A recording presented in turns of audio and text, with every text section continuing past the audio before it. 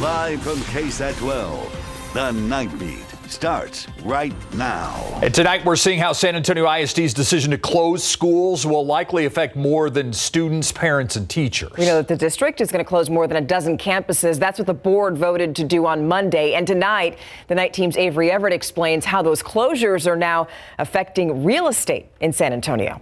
Families are drawn to homes because they know their kids do well. That small town feel, known to so many across San Antonio, is something broker associate David Anderson says his buyers are always searching for. San Antonio is such a rich and diverse communities, and the neighborhoods are so key to that. Availability, affordability, and accessibility are among the top concerns Anderson hears from his buyers. If the prices are just outpacing their ability to purchase, then they just can't afford.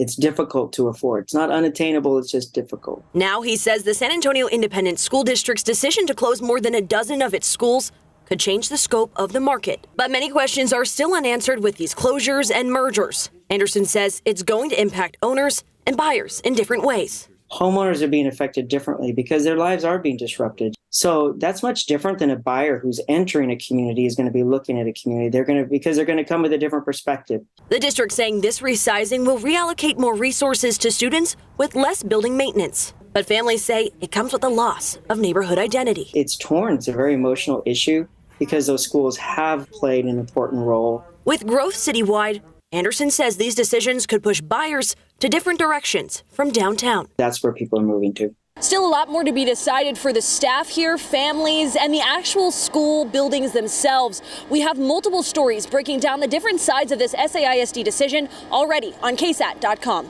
Avery Everett, KSAT 12 News. Those west side ramps to nowhere may finally have a destination. Rubble.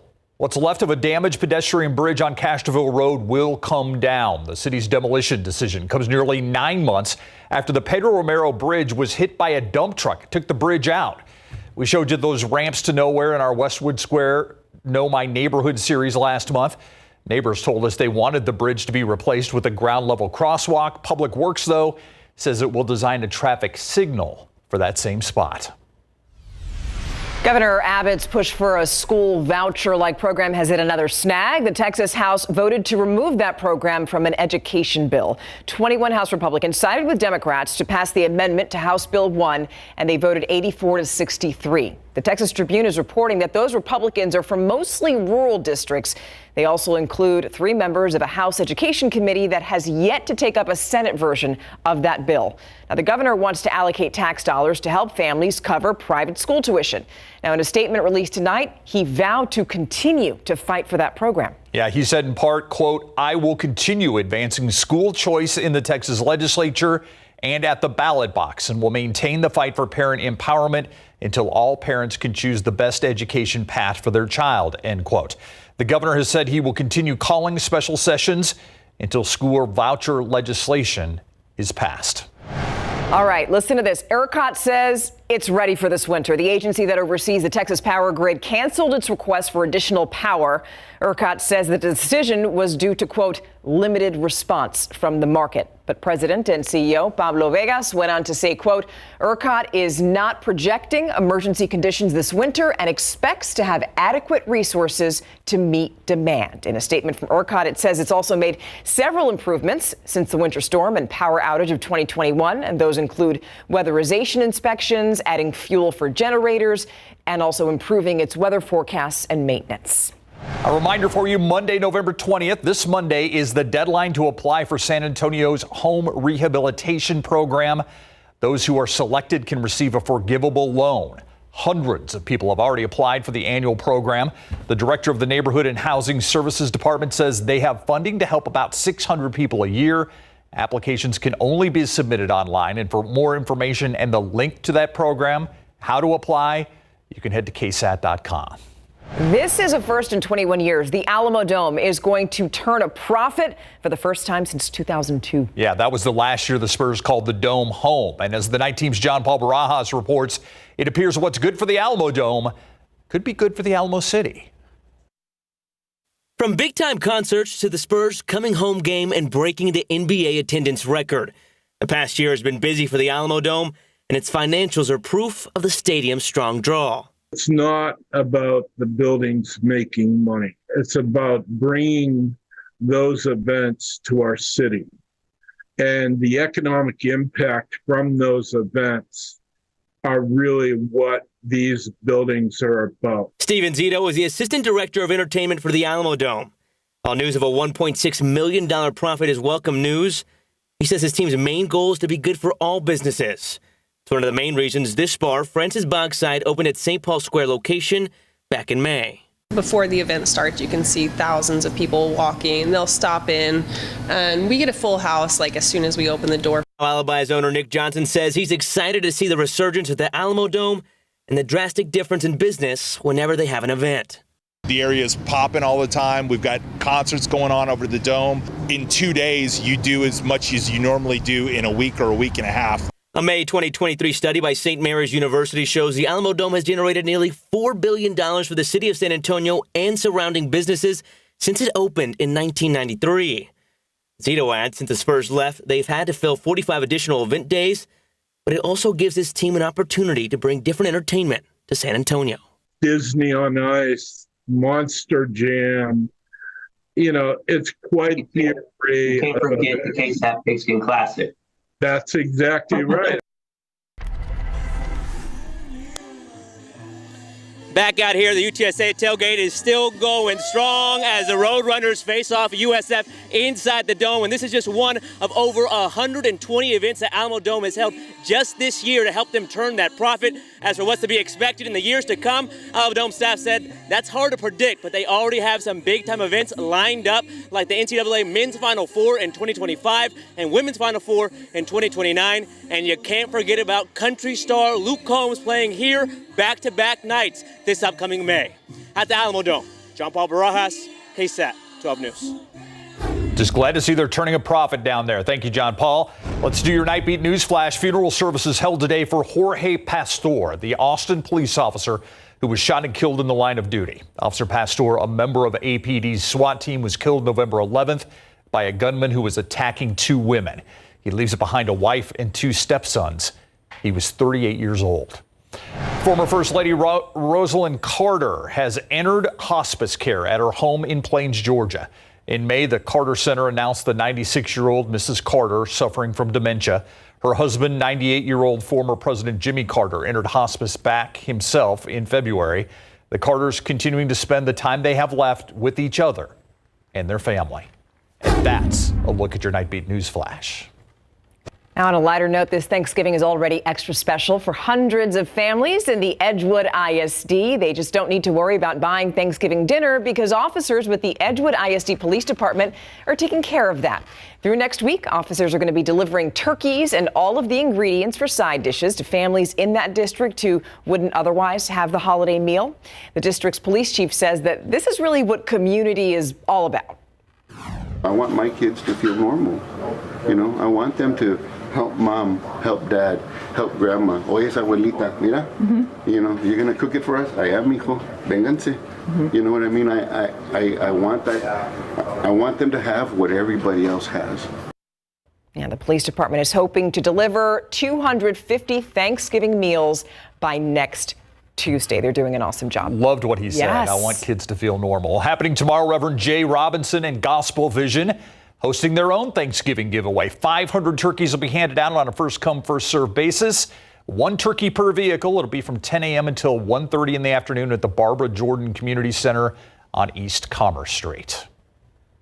Okay, so look at that. Christmas is weeks away, but a fan favorite holiday attraction, it's back. We're talking about the Rotary Club Ice Rink over at Travis Park in downtown San Antonio. Look how beautiful it looks. Our crews were there for today's grand opening. The rink is expected to bring in thousands of visitors, and you have plenty of time to check it out because it's open through January 15th. The rink is nice, but look at those lights. Yeah, that's what makes it so pretty. Beautiful. All right, Yeah. Christmas gifts could be on the line for thousands of kids in San Antonio. Tonight, the Salvation Army asking for help.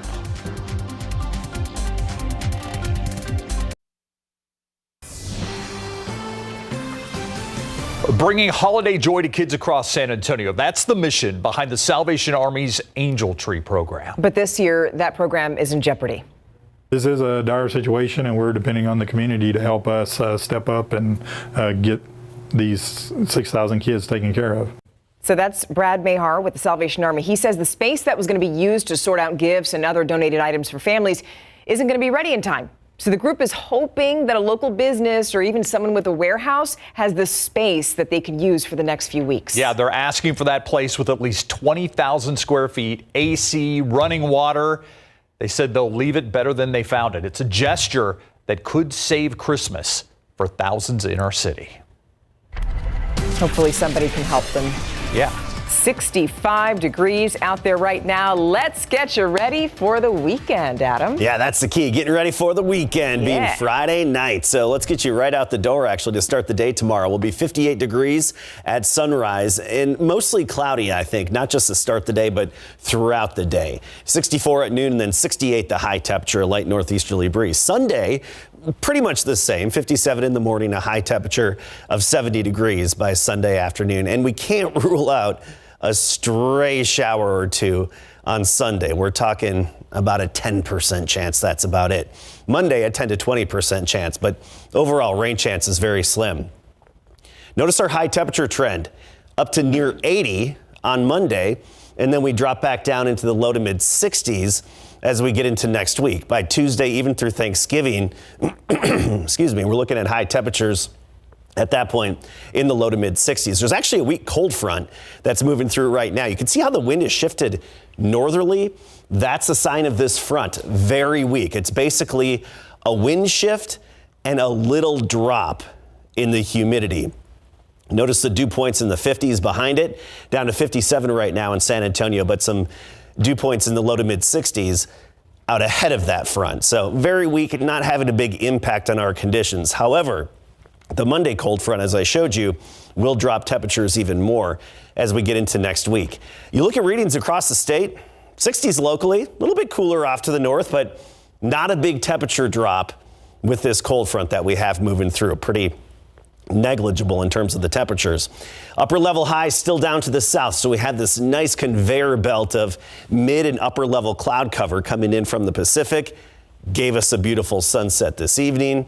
Our next system that we're watching just west of San Francisco right now.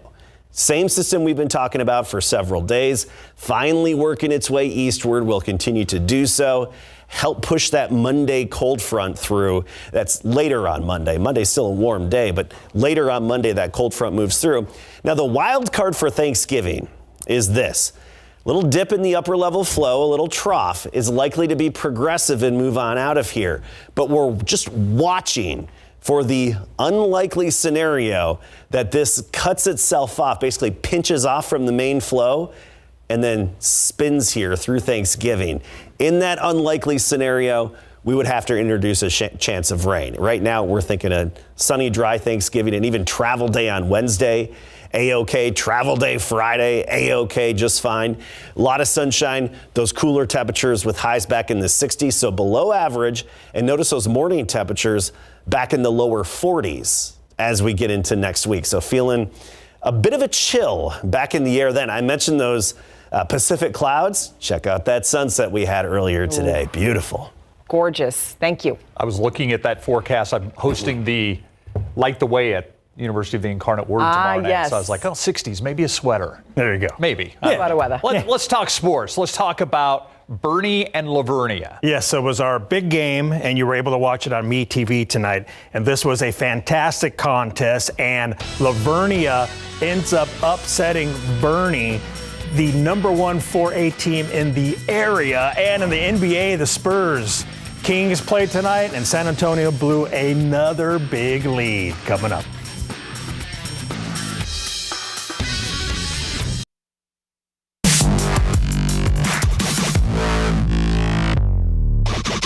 Hi, we're the Lavernia cheerleaders, and you're watching Big Game coverage on KSAT 12.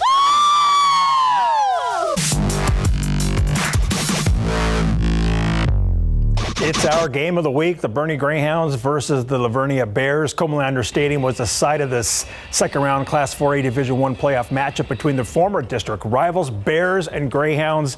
Let's go. So first quarter, Bears with the ball. Colton Schmid takes the football on the end around. He's thinking touchdown, and he's doing his best to make it happen, but Bernie knocks him out of bounds around the 5-yard line. Moments later, quarterback Kagan Hike scores from 5 yards out, and the Bears strike first, 7-0. Now the Greyhounds, they answer back. They give the ball to junior running back Adam Hicks, and he breaks off a huge run for Bernie, getting all the way down inside the 20-yard line. Moments later, quarterback Jackson Bays caps off the drive at this short and hard-fought touchdown run, tying this game at 7. But Lavernia knocks off the number 1 4A D1 team in the state of Texas, 42-31.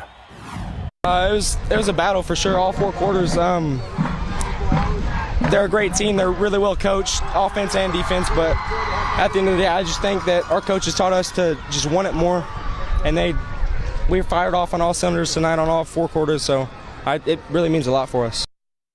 Round Rock McNeil and number 1 Steele going head-to-head at Rattler Stadium in San Marcos. We're in the third quarter, tied at 21-all when Chad Warner fires to Jalen Cooper for the 17-yard touchdown. Knights go up 28-21. Steele adds more after a 55-yard run by Sammy Harris. Warner hands it off to Avion Farrow for the 6-yard score. Steele shuts out McNeil after halftime, and they're coming home with the win, 42-21, in this Class 6A D2 area round contest. Number 2 in 12's top 12, the Reagan Rattlers had a tall task against Austin Westlake Chaparrals, ranked number 3 in the state in Class 6A. First quarter, Chaps strike first. Jack Kaiser takes a big hit, but he scores, and Westlake leads it 7-0. They led 14-0, and we had to leave, and Westlake takes the 6A D1 by the final of 45-28. Over in Corpus Christi, the undefeated Harlan Hawks are meeting up with Harlingen Cardinals at Cabinus Field. First quarter action, Harlan leading 7-0. When they get more, Tavion Ford takes the handoff. There's no room up the gut. He bounces to the left edge, and the defense has no chance of catching Ford.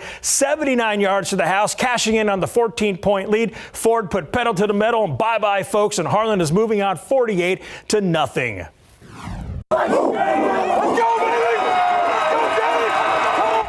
Number 6, Johnson and 12's top 12 face Lake Travis at Bobcat Stadium and Texas State University. Opening kickoff, the Cavaliers' number 5, Josiah Estes, catches the ball. And if I'm showing this play, it's a good thing for Lake Travis, a bad thing for Johnson. Estes hits the sideline, gets by one last jag, and that will go down as a 73-yard kickoff return to open the contest. 7-0 Cavaliers, and Lake Travis, ranked number 21 in the state, wins this Class 6A D1 matchup 48-21. Time to check out Corpus Christi Flower Bluff versus Veterans Memorial Rutledge Stadium at Class 5A D2 second round matchup. First quarter, no score. Patriots hand the ball off to Jeremiah Darden, and he shows a lot of patience, which pays off as he picks up 25 yards for the Pats, all the way down to the 45-yard line. Nice run by that young man. Moments later, the big dog, James People, scores from 5 yards out, and the Patriots lead 7-0. And CC Flower Bluff wins a high-scoring game, 52-45.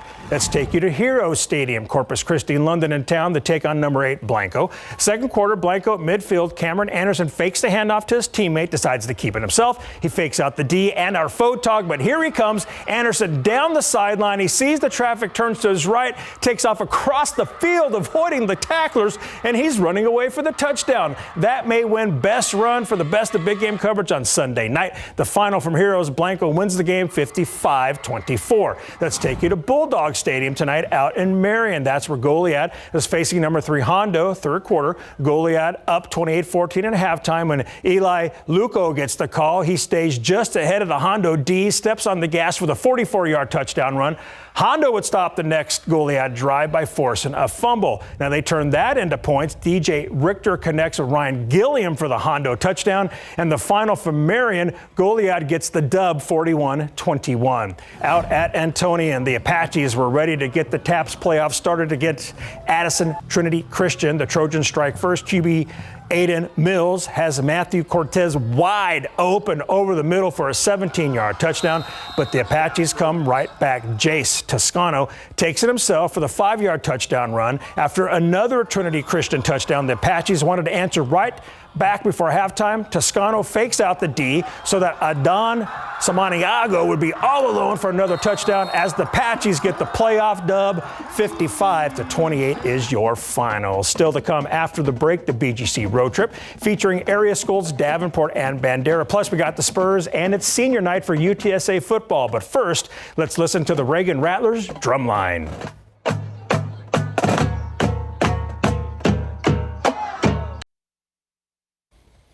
Welcome back. Time now for the BGC road trip. That's Photog Eddie Latigo and reporter Mary Rominger head out to Jordanton and Pleasanton for 2 neutral site games. Here's Mary with more. Davenport is a newcomer to the UIL scene, but you wouldn't know because they've been competitive from the start. But can they reach new heights with the win over Beeville Jones in the second round? Let's find out. The Wolves were howling from the very first kick. Emmett Greiman on the return for Davenport turns on the burners for a 45-yard return, setting up the Wolves at the 50. Senior tight end Greiman finishing the drive how he started it, finds the open seam, this time for the house call, a huge start for Davenport. Beeville tied the game at 7 on its first possession, so how does Davenport respond? QB Tristan Hamlin finds Kyler Payne, and Payne takes it to the end zone for a 75-yard touchdown, and the Wolves owned a 14-7 lead when we made our way to Pleasanton. The score between Bandera and Ingleside at Eagles Stadium upon arrival, also 14-7. But Ingleside wouldn't trail for long. Second quarter, Mustangs QB Aiden Jacobson tosses a dime to Jordan Smith in the corner of the end zone. That ties the game at 14 until Jeffrey Thomas tracks the pass for a key interception, setting up Bandera in the red zone. And it's Dylan Peace who stepped in for a temporarily injured Cardenas with a pass to Benton Clute over the middle for his second touchdown of the ball game. And when we left, the Mustangs led 21-20. Thank you, Mary. Let's look at those finals now. Davenport wins it 63-28, and Ingleside beats Bandera 63-33. And some other scores tonight: Brennan is moving on 36-14. Smithson Valley edges Magnolia West by a final at 20-17. You have Piper moving on 38-6. Vanderbilt Industrial ends Randolph's season 38-21. And 2 more scores. You got Rogers over Comfort 58-27. Bremen beats Sabinal 55-13. We've also got Poth winning 14-7. Navarro beating Port Isabel 29-13. You have San Antonio Christian losing tonight 13-49, and Holy Cross is moving on by a final of 66-6. For all your scores and highlights, please head on over to BigGameCoverage.com or the BGC app. It's senior night at the Alamo Dome, where 21 Roadrunners are playing in their final regular season home game, taking on the South Florida Bulls. Here's hard-hitting safety and Judson alum Rashad Wisdom giving Mama Wisdom a rose and a huge hug. And right behind him, star quarterback Frank Harris, the Clemens great, surrounded by many who love him. Check out that score right now. UTSA leads South Florida 28-14 in the third quarter. And the Spurs are hosting the Sacramento Kings tonight for an NBA in-season tournament game. The Spurs led by as many as 18 in the first half, but De'Aaron Fox knocked down that 3 to tie it at 62 at halftime. Then with a minute to go, Kings up 5. Fox pretty much walks through the Spurs defense as the Kings will go on to win it 129-120. And the Spurs have now lost 7 straight games. Yikes. Ouch. Indeed. Yeah. Thanks, Larry. Yep. Thank you. We'll be right back. It's super exciting. It's that time of year again. Holiday attractions popping up across the city, just like the San Antonio Zoo with their Zoo Lights celebration. Yeah, it's a lighted rhino there. It's running from November 18th through December 31st, the Zoo Lights, not the rhino. You and your family can see their light displays for free, as it's already included in zoo admission tickets. You can learn more about it online. So why should you never play poker at the zoo? Why? Because of all the cheetahs. That's so corny. Happy Friday. I liked it. It's a classic. Have a great weekend. Classic dad joke, Caskey. Yep, Have a great weekend.